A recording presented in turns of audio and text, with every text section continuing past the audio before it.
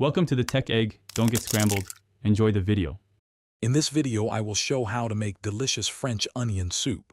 We'll start by transforming humble onions into a sweet golden base, a crucial step for that signature depth of flavor. Then, I'll guide you through building the rich broth, incorporating aromatic herbs and a touch of wine.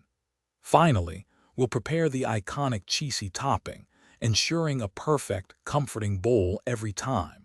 Get ready to impress your taste buds with this classic dish. The secret to amazing French onion soup lies in perfectly caramelized onions.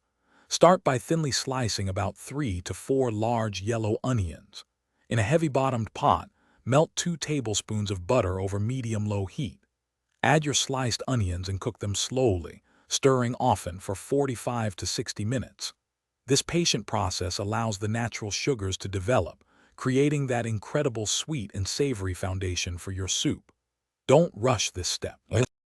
Once your onions are beautifully caramelized, it's time to build the rich broth.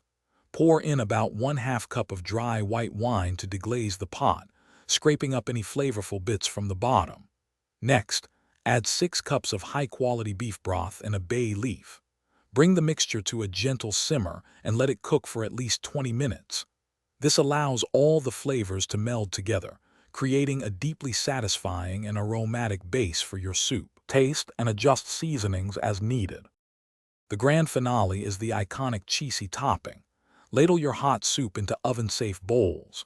Place a toasted baguette slice or 2 on top of each, then generously cover with shredded Gruyere cheese. Broil for a few minutes until the cheese is bubbly, melted, and beautifully golden brown. Serve immediately and enjoy this comforting classic.